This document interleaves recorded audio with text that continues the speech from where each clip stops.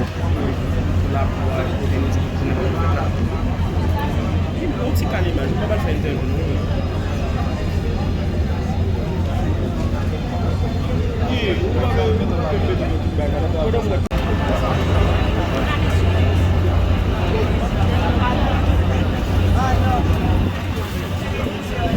C'est avec un réel plaisir que je vous souhaite la plus cordiale bienvenue à cette journée porte ouverte au local de l'unité centrale de l'enseignement financier.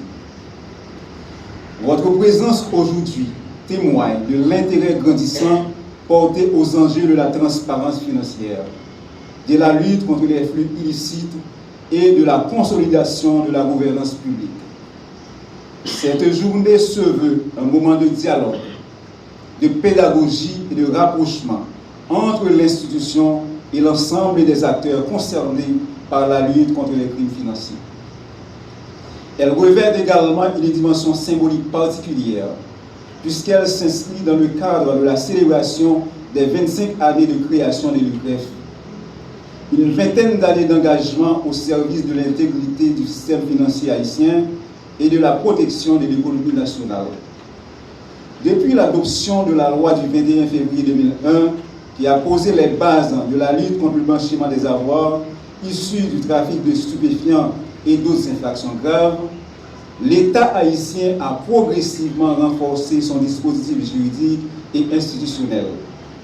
L'effectivité de l'UCREF en 2004 a marqué une étape importante dans ce processus en dotant le pays d'un organe spécialisé chargé de produire du renseignement et de contribuer à la détection des circuits financiers illicites. Au fil des années, le mandat de l'UCREF s'est élargi pour s'adapter à l'évolution des menaces et aux exigences de la communauté internationale.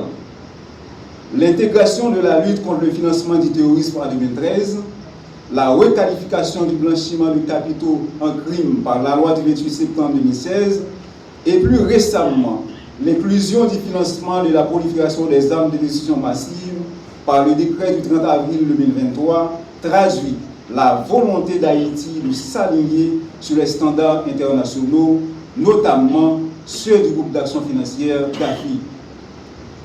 Madame, Messieurs, la mission de l'UCREF est claire: recevoir, analyser et traiter les déclarations et informations financières pertinentes afin de produire du renseignement stratégique susceptible d'appuyer les autorités compétentes dans la prévention et la répression des infractions financières. Mais cette mission dépasse le cadre strictement technique. Elle s'inscrit dans une ambition plus large: promouvoir la transparence, renforcer la confiance dans les institutions et contribuer à la bonne gouvernance. La criminalité financière ne se limite pas à des infractions économiques.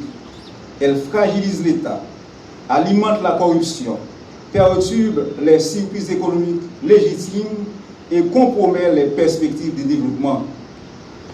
L'évaluation mutuelle de 2019 a mis en lumière des insuffisances dans notre dispositif national, conduisant à l'inscription d'Haïti sur la liste grise du GAFI.